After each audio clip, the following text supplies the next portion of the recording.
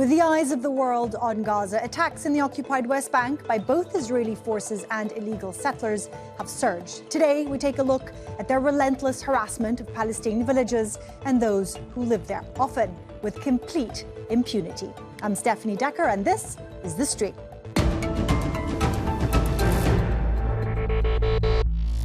And as you see, there is here a kid, an Israeli settler, who is grazing his sheep in our land, and he is a soldier who is protecting him to graze his sheep in our land, and you see the police that are there. So let's see what they will do.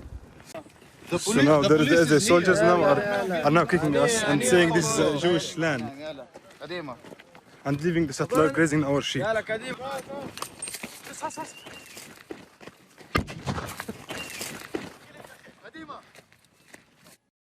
At least 1,000 Palestinians have been killed in the occupied West Bank since October 7th, 2023. More than 200 of those being children. Well, today we take you there. Our guests are on the ground documenting this reality day by day, and yet nothing seems to change. Well, to discuss all of this, we're joined by Mohammad Hureini, who you saw there in our scene setter. He's a Palestinian activist from Yatta in the southern region of the occupied West Bank. He's currently in Rome. And we have Andrey X, an Israeli activist and journalist, joining us from West Jerusalem. We'll also be joined later in the show by Buttu, a Palestinian lawyer specializing in international law and human rights. Mohammad, I want to start with you, but before we go to you, you sent in a clip for us which documents your life, the life of so many Palestinians, something that you've been trying to highlight to the world. Let's take a look. Right now, I'm in the village of the Gois that was attacked just a few minutes ago by Israeli settlers.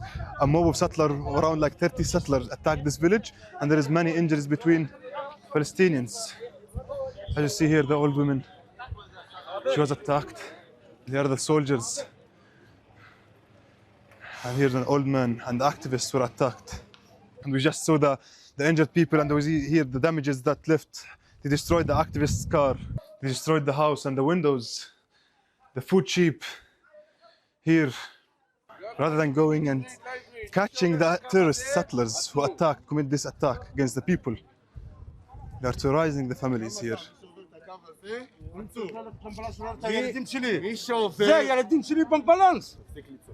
He's saying his children are in the ambulance, but the soldiers are preventing him to go to the ambulance.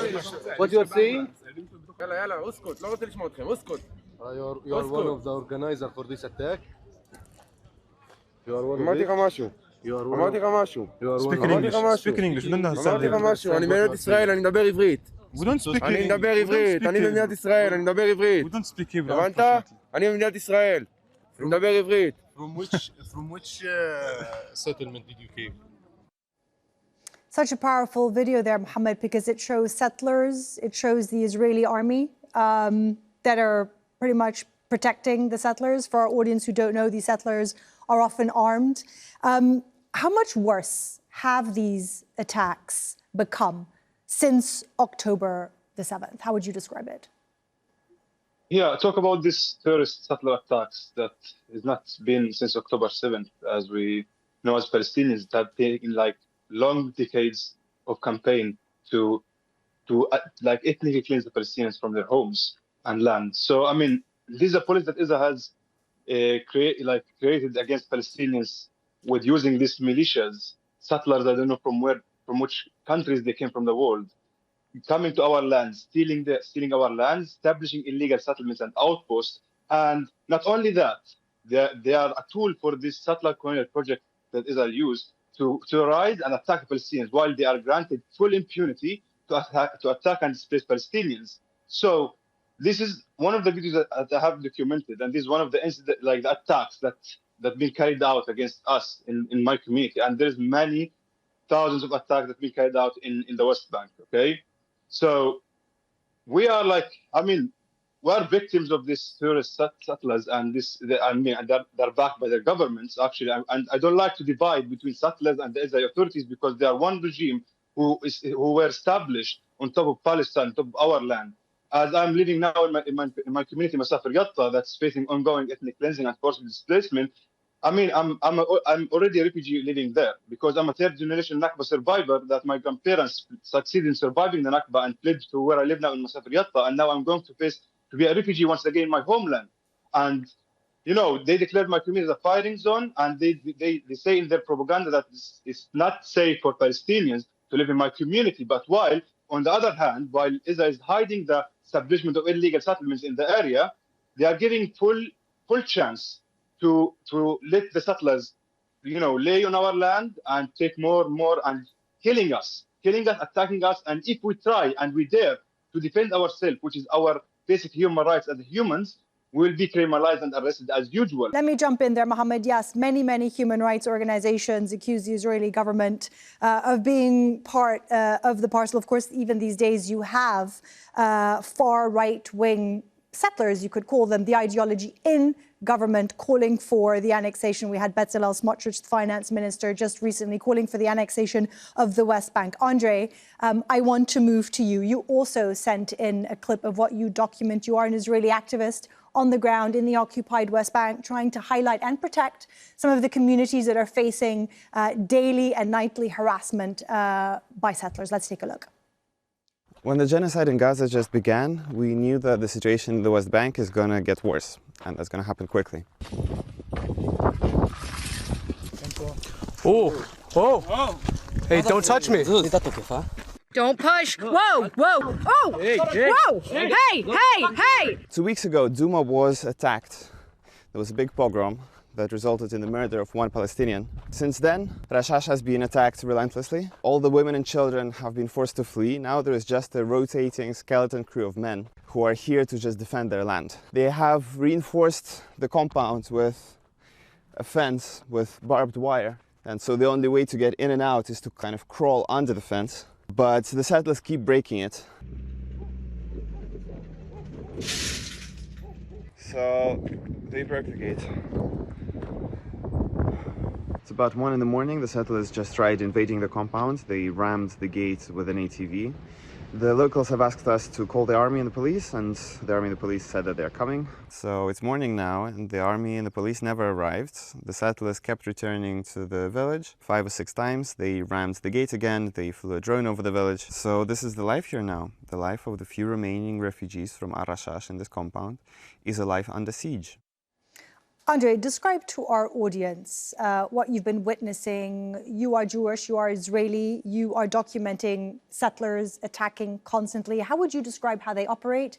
You know, we talk about people, they're armed, they harass, they burn, they murder. How would you describe what you see every day?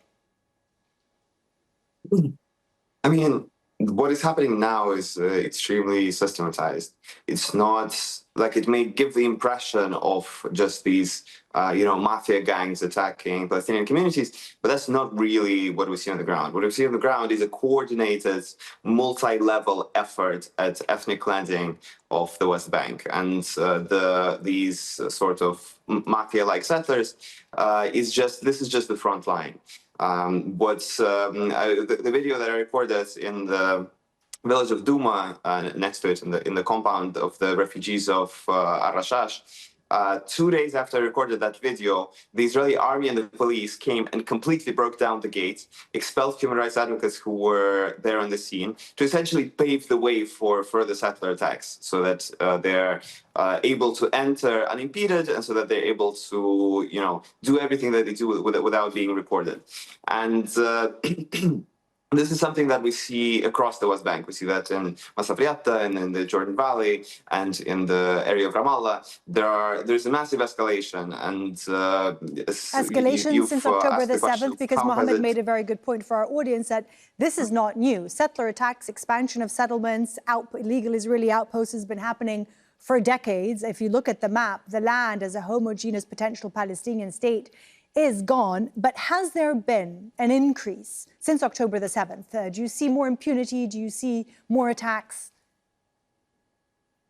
Of course, there has been a massive increase, and it's not just since October 7th, it's actually getting worse and worse every month. Like the state of the West Bank now is completely different to what it was 6 months ago. The settler movements and the Israeli state are feeling more and more impunity as they see themselves actively commit ethnic cleansing with, all the cameras on them, and the world is not really doing anything about it, and it's able to, they see that they're able to escalate further and further. But also, as Mohammed said, this is not something that started on October 7th. Actually, the community that I recorded this video in, Ar-Rashash, human rights advocates have been working with it, including myself, since long before, because of the constant settler attacks that escalated actually in August of 2023. But this is something that has been happening in the West Bank since 1967, and this is something that has been happening in the whole region since before 1948. And the forms change; it becomes harder, but this is how it's been. It's well documented by human rights organizations, by the United Nations, by Israeli human rights organizations, and as you said, nothing changes. You guys are also so important in highlighting things on social media, where, of course, a lot of awareness is raised. We actually spoke to some of your followers. Mohammed, we're going to start with you and ask them if they have a question for you. Let's take a look. My question for Mohammed is, with the increasing attacks of violence from the settlers in the Masifir Yatta area, how are you holding on to your compassion, your humanity, your resilience, and how are you ensuring that your family is safe? Mohammed, what do you say to her? We just hold up by our communication and our strength as a Palestinian people, mainly in my community, that we are all gathering and fighting this oppression. Even with our chest, with our bodies, that we have nothing to fight. Even our cameras just try to show the world that he's looking just in one eye and try to not see what's going on the ground. Mohammed, describe for people who don't understand what it is like for you, for Palestinian. You're documenting it. Everybody talks about it. The world condemns it, but nothing is changing. How does it make you feel? What is your message?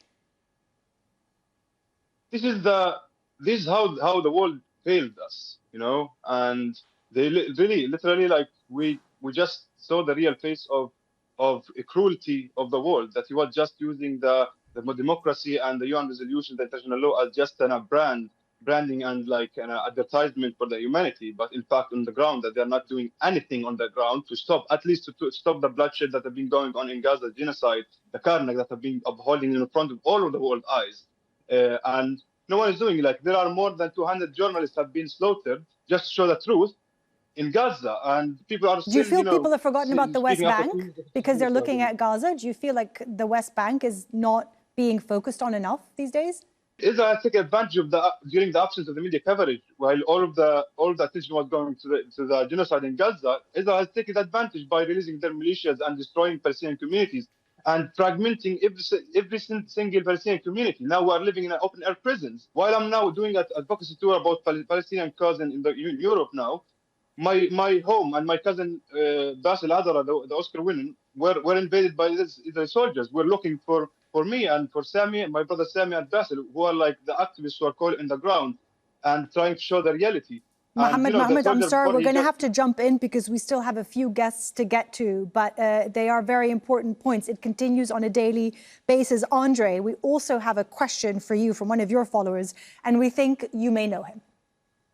And my question to Andrey is, how do you maintain your composure when you're faced every day in these situations with people that literally want to see you unalive, that do everything in their power to try and push your buttons? How do you maintain your cool? Also, I just want to say, Andrey, you're a true inspiration. You truly stand up for the true Judaic values that we were taught as Jews. And I am proud to consider you a colleague in this fight for Palestine. And I think he makes an important point there before you answer that, the Israeli government likes to brand a lot as anti-Semitism. This isn't about Judaism, is it, at all? This is about the expansion, Zionism, of taking land from Palestinians. What is your response to him? Yeah, in regards to anti-Semitism, this has nothing to do with anti-Semitism. if Palestine was being occupied by Russians, they would be resisting against Russians. If it was by Germans, then it would be against Germans. This has nothing to do with the Jews or Judaism. But to answer the question about composure, this is an absolute requirement for the job that we do, because there is an absolute, like, we're existing in a system where we are absolutely within the rules of the enemy, where if you resist in any way, if you push back, if you insult or like shout something, you will be the one who is targeted. And even if you don't, sometimes you will be targeted. There are countless examples where the settlers will come and attack a Palestinian community, and then the army will invade and arrest the people who were attacked. Just very briefly, because we're running out of time. You're an Israeli. You have the Israeli passport. Describe the difference between how you're treated, let's say, not standing against soldiers in the occupied West Bank, but within Israel, vis-a-vis the Palestinians. How would you describe that discrepancy? I mean, it's the very clear picture that we're seeing is that Mohammad and I are doing similar things in terms of shedding lights on the crimes of the occupation, and we're existing in two completely separate realities, where the state can kidnap him, hold him without trial, attack him, beat him with absolute impunity because he lives under a military law, and I exist under a civilian law. If I'm arrested, they actually have to try me in a civilian court. And despite the fact that we are existing within the same kind of space, we have completely different legal and practical realities. And this is something that extends to every facet of existence in Palestine. Yeah, thank you. In fact, the International Court of Justice, I believe last year, did deem it an apartheid system, which so many do accuse Israel of. Well, thank you very much, Mohammad Hureini and Andrey, for joining us today. I want you to know, Mohammad, that while I'm sure at times you feel silenced and not heard, is that the world is listening to your journey. We are paying attention, we are seeing you, we're hearing you, we're amplifying your voice, and that you are not alone. We will continue to fight for your right to remain on this land, and we will fight until there is a free Palestine. Well, we welcome now into the studio Diana Buttu. She's a Palestinian lawyer specializing in international law and human rights. Diana, you've been listening in to our guests and the clips we just heard from that social media user saying, "You are not alone, we are with you." But I don't think they feel that, do they? Nothing is changing. No, in fact, it's actually getting worse. Look, I think it's important for people to understand that these settlers are armed squatters. They're armed by the State of Israel. They're backed by the State of Israel. And it's not just the settlers, it's actually soldiers that are supporting them. We saw that there, yeah. And so without the international community coming in and stopping them, somehow thinking that it's going to be the Israeli government or the Israeli police that's going to rein them in, it's a fiction. This is where international involvement is so important. And so, yes, we know that the world stands with us, and we have multiple UN resolutions, as well as a decision by the International Court of Justice. But what's needed is action to actually stop the army and stop these settlers. You're Palestinian. If we look at the ground, settlement expansion has gone unabated, the number of settlers. If you look at the map, a potential Palestinian state, when it comes to the land, how would you describe it? Swiss cheese. One thing that the Israeli government has also done this past year is it has made 50,000 Palestinians homeless because they've systematically gone in and gone after refugee camps, bulldozing entire refugee camps, displacing 50,000 Palestinians. So the whole point of Israel and the Zionist movement has always been to want the land, but not the people. And so they have built settlements in and around Palestinian towns so that Palestinian towns can't connect to one another and so that they will forever be fragmented. This is why we liken it to Swiss cheese.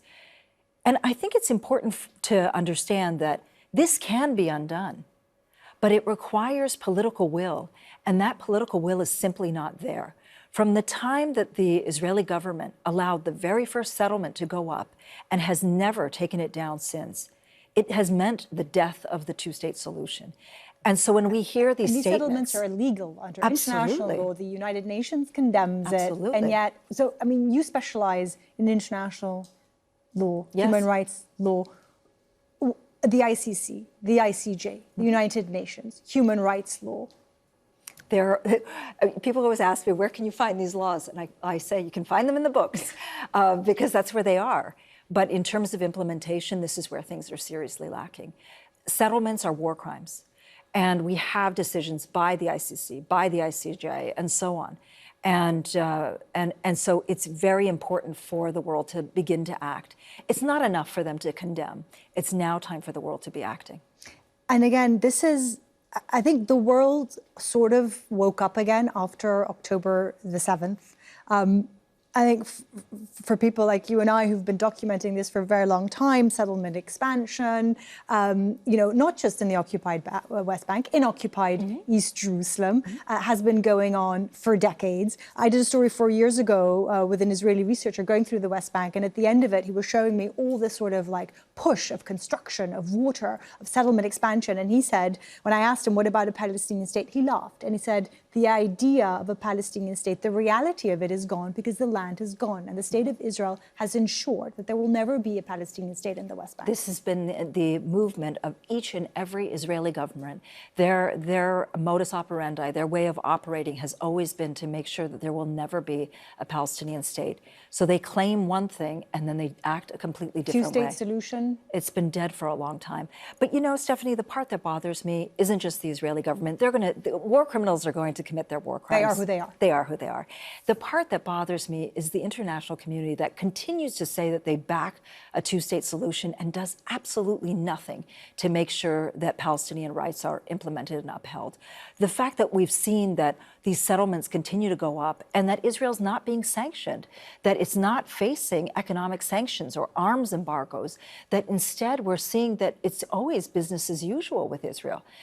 If the world believes that Palestinians should be free, and I would hope that they do, particularly in the year 2025, then it's time for the world to start acting and backing the boycott, divestment, and sanctions movement and putting into place measures to finally stop Israel. So the idea of more and more countries recognizing Palestinian statehood, does it mean anything? It can. It can, because it can be the beginning of these states to actually do something, to put into place an arms embargo, to stop the trade agreements, to stop recognizing the state of Israel. The same things that they did vis-a-vis Iraq when Iraq invaded Kuwait. So it is possible. My fear is that instead they're using this idea of recognition as a way of evading their responsibility so that they won't do anything in terms of genocide and they won't do anything practically. That's what my fear is. Looking at the ground, how would you describe where we're at and the future for Palestinians? Gaza is a big question mark. It's been flattened. It's been annihilated. Where do we go from here when it comes to rights, to sovereignty for the Palestinians? You know, it's so difficult for me to think about Gaza and the genocide and my friends who are living there and all of them who have lost their homes because their homes have been obliterated by the Israeli army, whose family's been killed by Israeli bombs. And I know that the same future awaits the West Bank. It's a death by 1,000 cuts. Already we're seeing that in the West Bank, Palestinians have been caged into their cities. And we hear these Israeli ministers talk openly about punishing Palestinians. The Minister of Finance said very openly that there will never be a Palestinian state and that they're going to annex, and that for every country that recognizes Palestine, that they're going to impose more measures against Palestinians. I take their word at its value. And so I know that exactly what they've done in the Gaza Strip, it's going to be a much slower process, but they'll do the same in the West Bank because the aim of the Zionist movement is to get rid of Palestinians, but to hold on to our land. Tiana Buttu, that is a very poignant thought to end on. Of course, it is down, like you said, to the international community to actually do something to change that. Thank you very much for joining us today on the show, and thank you for tuning in. If you have a comment about our show, talk to us on social media. This is also your show, and we're always open to your suggestions. Use the hashtag or the handle AJStream, and we will look into it. Thank you for being part of the conversation, and I will see you soon.